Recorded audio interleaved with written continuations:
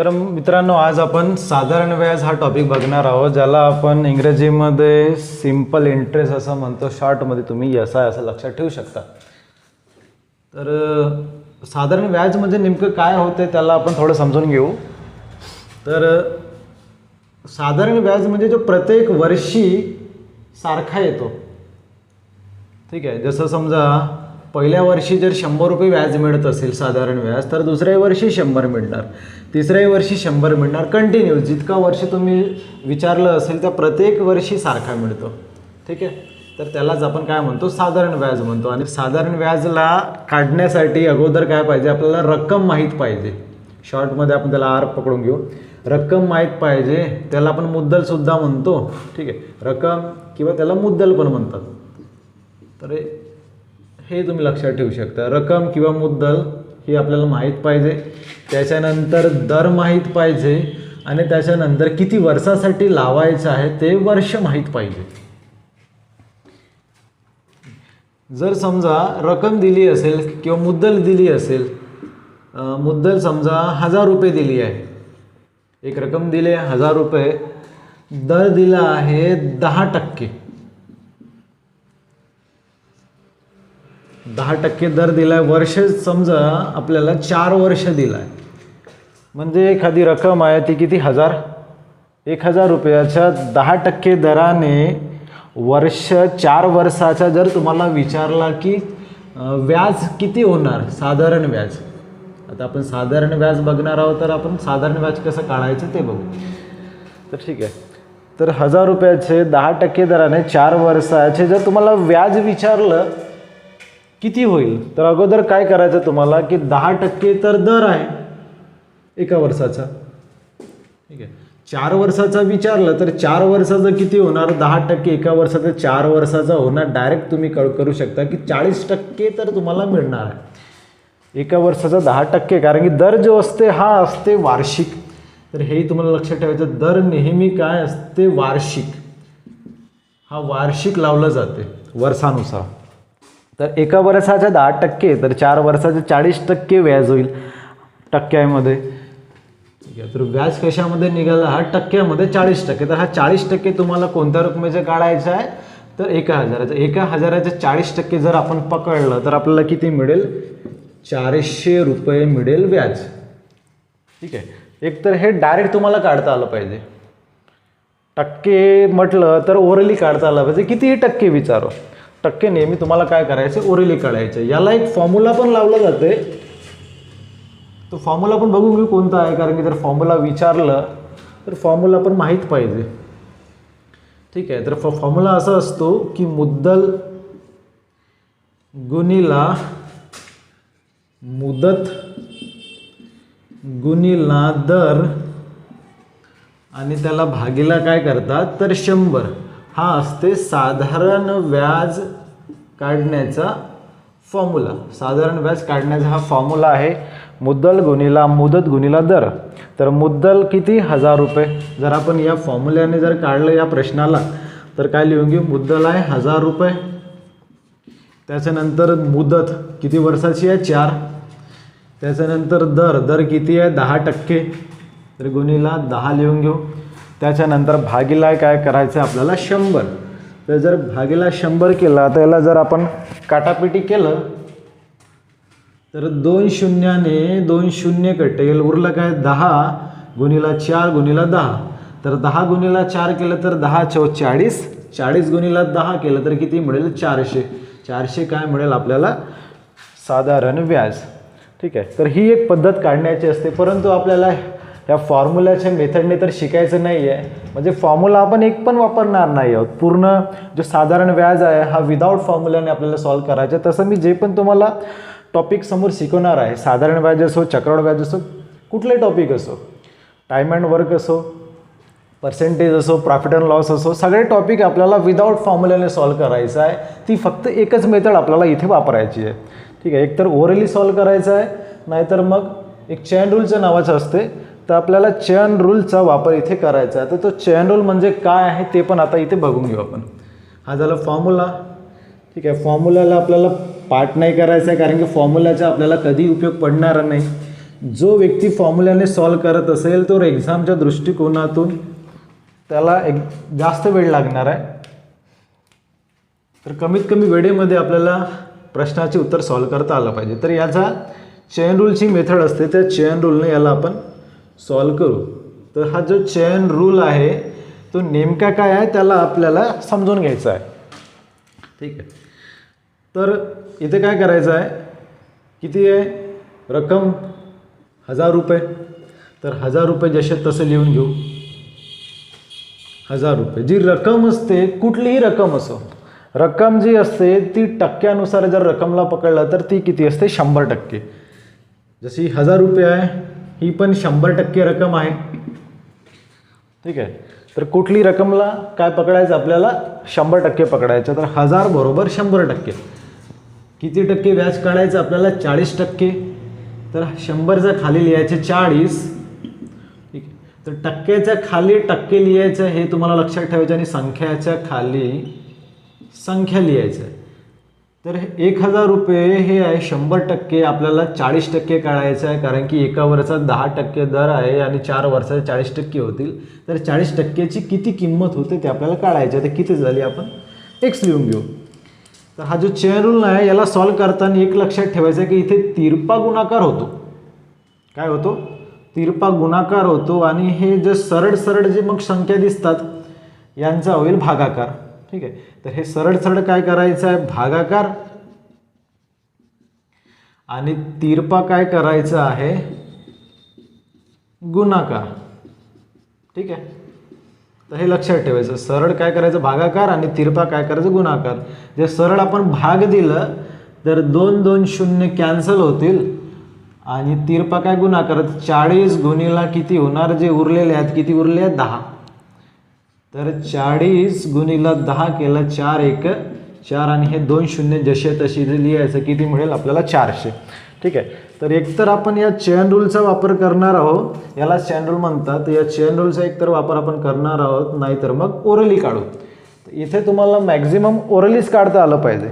तर orally percentage कसं काढायचं ते अगोदर आता आपण बघून घेऊ. तर पर्सेंटेज ओरली काढण्याची तुम्हाला एक मी ट्रिक सांगणार आहे, ती ट्रिक फक्त तुम्हाला लक्षात ठेवायचं आहे. तर हे पहिल्यांदा आपण बेसिक क्वेश्चनपासून घेऊ, बेसिक संख्यापासून घेऊ. तर 400 आहे. ठीक आहे. ही आपली ट्रिक आहे. या ट्रिकला तुम्हाला लक्षात ठेवायचं आहे. हिला आपण आपली ट्रिक बनवून घेऊ. या ट्रिकला थोडं समजून घेऊ. हे 10 जे दिसत आहेत मागून हा पॉईंट दिसत आहे, मागून एका अंकानंतर जर तुम्ही पॉईंट द्याल तर किती मिळेल आपल्याला 10% मिळेल. तसेच मागून 2 अंकानंतर जर पॉईंट दिलं तर 1% मिळेल. तसंच मागून 3 अंकानंतर पॉईंट दिलं तर 0.01% मिळेल. मागून 4 अंकानंतर पॉईंट दिलं तर 0.01% मिळेल. ठीक आहे. आता 400 आहेत. 400 ही रक्कम आहे. या 400चा आपण 10% काढू. 10%साठी काय म्हटलं होतं, मागून एका अंकानंतर पॉईंट. तर एका अंकानंतर जर संख्याला पॉईंट दिलं तर पॉईंटच्या नंतर ज्या 0 तर कटून जातो. किती मिळेल आपल्याला 40. तर एका अंकानंतर पॉईंट दिल्यानंतर जे 40 मिळालेलं आहे, इथं ओरिजिनल संख्या 400 होती, तर 400च्या 10% आपल्याला काय मिळेल 40. तर 10% काय मिळेल आपल्याला 40. त्याच पद्धतीने जसं 600 आहे, याला मागून 2 अंकानंतर पॉईंट देऊ. 600ला जर मागून 2 अंकानंतर पॉईंट दिला तर किती मिळते आपल्याला 6, कारण की पॉईंटच्या नंतरचे 0 तर कटून जातात. तर किती मिळालं आपल्याला 6. 2 अंकानंतर पॉईंट दिल्यानंतर जो मिळालेला आहे 6 तो किती आहे 1%. तर 1%ची किंमत किती मिळाली 6.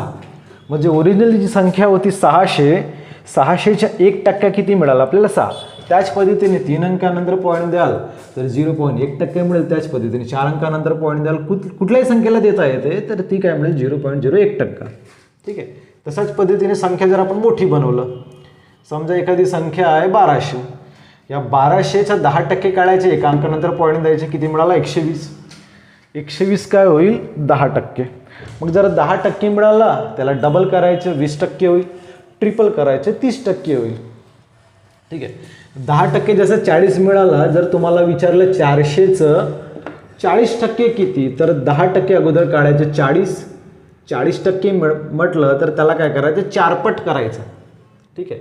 तर 40चे जर 4 पट केलं तर किती मिळेल 160, म्हणजे 10%चे 4 पट किती होतात, 10%चे 4 पट होतात 40%, तर 40% किती मिळेल 160, म्हणजे 400चे 40% 160, म्हणजे पहिले 10% काढायचं आहे, मग 10%ला जर तुम्ही डबल केलं तर 20% मिळेल आणि ट्रिपल केलं 30% मिळेल, इंटू 4 केलं गुणीला 4 केलं 40% मिळेल, गुणीला 5 केलं 50% मिळेल. मग जिथे ठीक आहे. तर किती पण तुम्हाला जर टक्के काढायचं आहे तर याच पद्धतीने तुम्हाला ओरली काढायचं आहे. त्याच पद्धतीने समजा एखादी व्हॅल्यू 900 आहे, 900चं जर तुम्हाला विचारलं की 50% किती, ठीक आहे, तर 900च्या 50% म्हणजे एकतर त्या संख्येचे अर्धे होतात, तर 900चे अर्धे किती होतात 450, तर तुम्ही 450 डायरेक्ट काढू शकता 50%, किंवा 10% काढायचं. 10% म्हणजे मागून एका अंकानंतर पॉईंट द्यायचे 90, तर 10% किती होणार 90, मग 90ला गुणीला 5 करून घ्या 5 पट, म्हणजे 10%चे 5 पट होतात 50%. तसेच 90चे 5 पट केलं म्हणजे गुणीला 5 केलं तर 90 गुणीला 5 केलं 5 9 45 आणि हा 0, म्हणजे 50% किती होणार 450. ठीक आहे, 900चे 50% किती मिळाले आपल्याला 450. त्याच पद्धतीने आता दुसऱ्या संख्या घेऊन घेऊ. किती संख्या घेता येते, इथे पॉईंटमधल्या संख्या घेतलं तरी चालेल. समजा आपण 335 जर घेतलं, 335चे जर तुम्हाला विचारलं की 40% किती, तर अगोदर काय करायचं 10% काढायचं. 10% 35, एका अंकानंतर पॉईंट दिला तर 10% मिळतात, म्हणजे 10% 35. 40% म्हटलं तर डायरेक्ट गुणीला 4 करायचं, तर 35चे 4 पट केलं तर तुम्हाला किती मिळेल 140. ठीक आहे, कारण 35चे डबल 70 होतात आणि 70चे डबल 140, तर 35चे 4 पट किती झाले 140, म्हणजे हे 140 किती मिळाला 40%. 10% 35, त्याला गुणीला 4 केलं तर 40%. त्याच पद्धतीने आणखी संख्या आपण घेऊ शकतो. जर संख्या समजा आपण 800 घेतलं, 8000 पकडून घेऊ. जर 8000 पकडलं, 8000चे जर तुम्हाला विचारलं की 8000चे 60% किती, तर सिम्पली काय करायचं, पहिल्यांदा 10% काढायचे 800, 10% 800, मग 60% म्हणेल तर गुणीला 6 करा. ठीक आहे, 8 सका 48 आणि हे 2 शून्य जसे तसे म्हणायचे, म्हणजे 4800 किती होईल 60%, म्हणजे 60%. त्याच पद्धतीने जर तुम्हाला 8000चे 70% विचारला तर पहिल्यांदा 10% काढायचे 800, एका अंकानंतर पॉईंट लावला तर 10% मिळतं, म्हणजे 10% किती होणार 800 होईल. मग 70% म्हटलं तर 800 गुणीला 7 करा, 8 7 56 आणि हे 2 शून्य, म्हणजे 70%. तर 70% किती मिळालं 5600. ठीक आहे, किती कठीण संख्या घेतलं तरी चालेल. आता आणखी पुन्हा एक्झाम्पल घेऊ आपण, थोडे कठीण एक्झाम्पल घेऊ. आता कठीण म्हटलं तर जर समजा 225 आहे, 225चे जर समजा तुम्हाला 40% काढायचं आहे, तर सिम्पली 10% काढायचं. मागून एका अंकानंतर पॉईंट लावलं म्हणजे 10% मिळते, तर 225 होतं, एक पॉईंट लावलं तर 22.5 मिळाले, म्हणजे 22.5. तर 22.5 काय मिळालं आपल्याला, हा 10% मिळालं.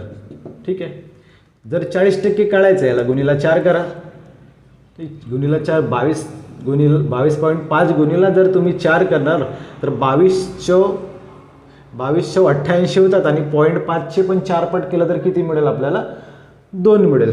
ठीक आहे, तर 88 आणि 2 किती झाले 90. तर 225चे 40% किती मिळाले आपल्याला 90. या पद्धतीने तुम्ही काढू शकता. ठीक आहे, आता दुसरे क्वेश्चन बघू. असे आपण किती क्वेश्चनचे आन्सर काढू शकतो. तर या ठिकाणी जर विचारलं तुम्हाला की 125चे 20%, 125चे 20%, जर काय करायचं, पहिल्यांदा तुम्हाला 10% काढायचे, एका अंकानंतर पॉईंट लावायचं 12.5. 125चे 10% किती 12.5, म्हणजे 12.5. 20% म्हटलं तर याला काय करायचं, गुणीला 2 करायचं, म्हणजे डबल करायचं. 10% काढून त्याला डबल केलं तर 20% मिळेल, म्हणजे 12.5चे डबल किती होतात 25. तर 25 काय मिळेल 20%.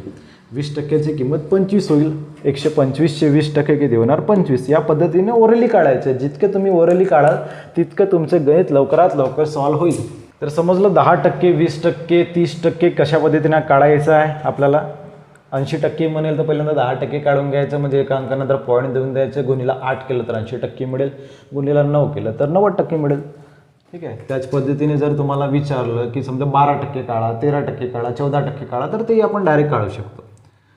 आता कसं काढायचं ते पण बघून घेऊ, सगळ्या गोष्टी माहीत पाहिजे. तर 800चे जर तुम्हाला विचारलं की 2% काढा, डायरेक्ट 2%, तर 1% काढून घ्यायचं.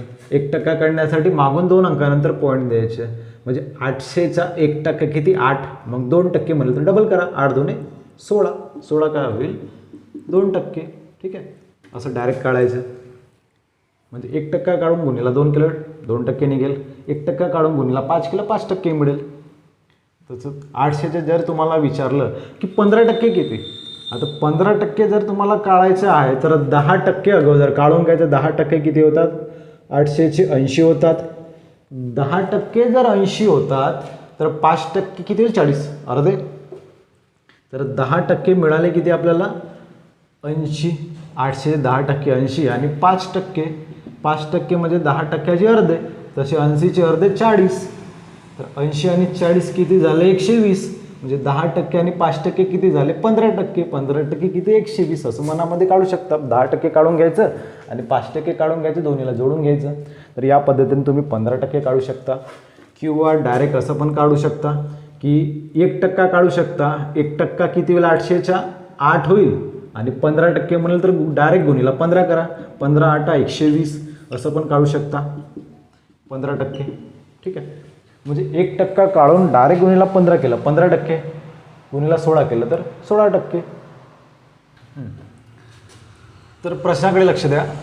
दर साल दर शेकडा म्हणजे वर्षानुसार, दर साल म्हणजे प्रत्येक वर्षी, दर शेकडा म्हणजे 100नुसार 5% दराने 9,000 रुपयाचे 2 वर्षाचे सरळ व्याज किती. तर सरळ व्याज जो असतो तो प्रत्येक वर्षी काय असते म्हटलं होतं, सारखाच असते. ठीक आहे. तर व्हॅल्यू आपल्याला दिली आहे, किंमत किती दिली आहे 9,000. 9,000 ही काय रक्कम, आणि दर दिलेला आहे 5%. वर्ष दिलेले आहेत 2. आपल्याला सरळ व्याज विचारत आहे. तर हा जो दर असतो हा दर साल लावला जाते, म्हणजे प्रत्येक वर्षी लावलं जाते. 5% हा प्रत्येक वर्षीचा आहे. तर असे 2 वर्षाचे जर आपण बघितलं तर 5 गुणीला 2 किती मिळणार 10%. तर टक्क्यामध्ये आपल्याला व्याज किती पाहिजे, व्याज पाहिजे टक्क्यामध्ये 10. 10% व्याज काढायचं आणि रक्कम किती दिलेली आहे आपल्याला 9,000. तर 9,000च्या 10% आपल्याला काढायचं आहे. तुम्हाला आताच सांगितलं की 10% जर काढायचं असेल तर एका अंकानंतर पॉईंट द्यायचा आहे. तर 9,000ला मागून एका अंकानंतर पॉईंट दिलं तर किती होतात 900 म्हणजे 900. तर 900 आपल्याला काय मिळेल साधारण व्याज. ठीक आहे. आता हा झालं डायरेक्ट काढणं. जर तुम्हाला इथे चेन रूलचा वापर करायचा आहे तर आपण चेन रूलच्या पद्धतीने पण याला काढू. तर चेन रूलच्या पद्धतीने काढण्यासाठी पहिल्यांदा रक्कम मांडून घ्यायचं. रक्कम किती आहे 9,000. 9,000 रक्कम आहे. तर ही 9,000 रक्कम जी आहे ती किती आहे 100%. कुठलीही रक्कम जर पकडला आपण ती किती असते 100% असते. आपल्याला किती टक्के काढायचं 10%. तर टक्क्याच्या खाली टक्के लिहायचं 10%. 100% 9,000च्या 10% काढायचं आपल्याला किती होतात, कारण की 10% काय मिळेल आपल्याला व्याज. तर काय करायचं इथे 0 0 काटून द्यायचं. भागाकारामध्ये 0 ने 0 कटतात. आणि ह्या चेन रूलमध्ये काय म्हटलं होतं की तिरपा गुणाकार होते आणि सरळ सरळ भाग द्यायचे असते. उभा आणि आडवा भाग द्यायचा. ठीक आहे. तर 0 ने 0 कटले, भागाकारामध्ये 0 0 कटतात. पुन्हा ह्या 0 ने याचा पण 0 कटेल, कारण की आडवा पण काय जातो भाग द्यायचा आहे. तर किती उरले मग या ठिकाणी 900. तर 900 काय होईल आपल्या प्रश्नाचं उत्तर मिळेल, म्हणजे हा मिळेल साधारण व्याज 900 रुपये. ठीक आहे.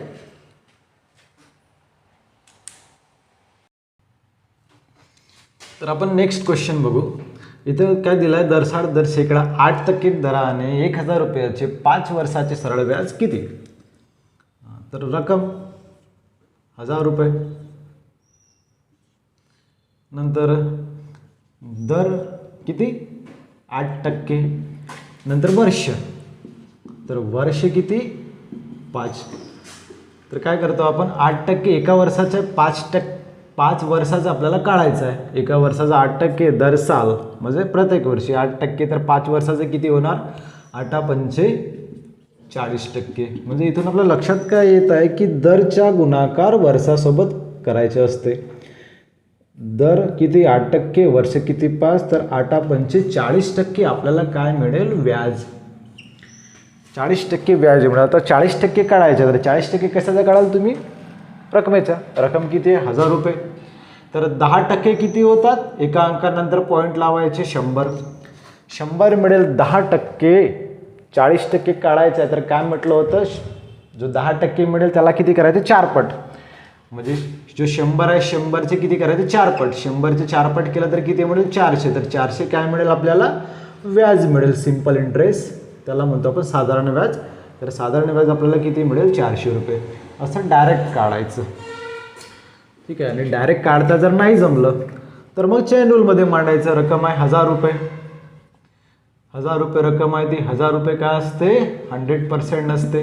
कुठली रक्कम किती असते 100%. तर 1000 रुपये 100%. किती टक्के काढायचे 40%. तर 40% किती रुपये. टक्क्याच्या खाली टक्के विसरायचं नाही. ठीक आहे. आणि संख्येच्या खाली संख्या ठेवायची कारण की संख्येच्या खाली संख्या आपल्याला काढायचं आहे. तर इथे पहिल्यांदा सरळ सरळ काटून द्यायचे. 2 2 शून्य कटले. 2 2 शून्य कटले म्हणजे आडवे आणि उभे कटतात. तर आडवे कटले. मग आता तिरपा जर तुम्हाला करायचा आहे तर तिरपा काय होईल गुणाकार. 40 गुणिला 10. तर 4 1 4. हा एक शून्य आणि इथला शून्य किती शून्य 2 शून्य. 2 शून्य मांडले तर किती मिळेल आपल्याला 400. जे आपण डायरेक्ट काढलं होतं. ठीक आहे. एक तर तुम्ही या चेन रूलचा वापर करा नाहीतर मग डायरेक्ट काढा. परंतु फॉर्म्युल्याचा वापर नाही करायचा आहे. आणि जर फॉर्म्युल्याचा वापर केला तर तुमचा टाईम असाच वेस्ट होईल. आणि जर थोडासा फिरवून प्रश्न विचारला तर तुम्हाला फॉर्म्युला पण लक्षात नाही येईल की आपण काय फॉर्म्युला याच्यामध्ये वापरायचं म्हणून. तर त्यामुळे फॉर्म्युलानं विसरून जा. आपण फॉर्म्युल्यामध्ये एकही प्रश्न नाही सॉल्व करणार आहोत. मॅक्झिमम म्हणजे सर्व प्रश्न आपण फक्त ट्रिकनुसार सॉल्व करणार आहोत.